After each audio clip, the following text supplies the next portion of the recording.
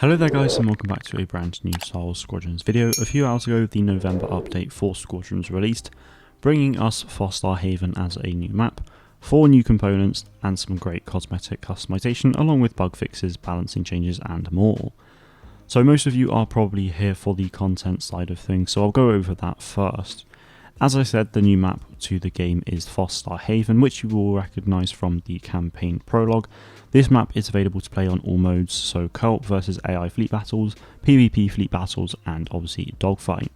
The 4 new components are the booster extension kit for the fighters and bombers, the prototype piercing torpedo for the fighters and bombers as well, the ion rockets for the fighters and interceptors, and lastly the anti-material rocket turrets for the support class. Lastly, for the content side of things, we have some new cosmetics which all look absolutely fantastic. With the New Republic, we have the Typhoon Squadron skin, which is a really nice yellow and green, which definitely stands out from the rest of the skin, so I'm very pleased to see that. And that is available for all ships. For the X-Wing, we also have a unique skin as well, which is Powerful Ally, which is basically Luke's X-Wing when it gets lifted out of Dagobah Swamp by Yoda in Empire Strikes Back, so it's really awesome to see them add that.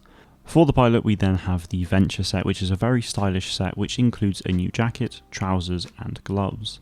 For the Empire, we have the Interstellar skin, which is based off the old Kenner Products toys, and they are available for all ships as well. And like the X-Wing, the TIE Fighter has a unique cosmetic, which is based off the vandalized TIE Fighter from Star Wars Rebels that Sabine Wren painted. Again, very awesome to see something like this added to the game.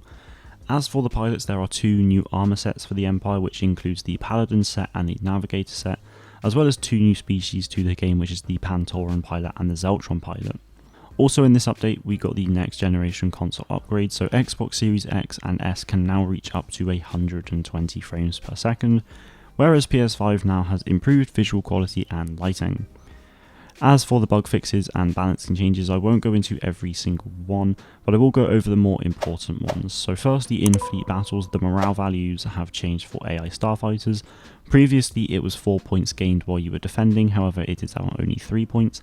The values are also no longer scaled based on the number of players present on the team as well, meaning that it will stay consistent. Lastly, on the topic of fleet battles, the corvettes and raiders now spawn on random sides and no longer in a pattern. So my assumption is that too many people actually managed to work out what this was and were able to target them pretty quickly, so it is obviously a good thing to change here. The guided and unguided rotary cannons have also had a significant change as well, in that when you're shooting them you lose 60% maneuverability.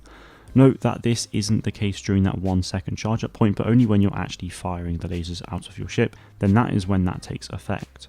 The assault shield, so another component that I use quite a lot, has also had a change that reduces your maneuverability when in use.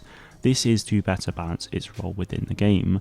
And lastly, for the ships and components, the A-Wing's health regeneration rate has been cut by around 1/3 as well.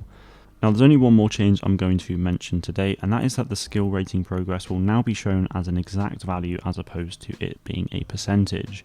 For all the other changes and fixes made in this update, then be sure to take a look at the patch notes yourself if you are interested. I'll leave a link to them in the description below for you. In the next video, I will be giving you all my review for this update. That is it from me today though. Thank you all very much for watching, and may the force be with you always.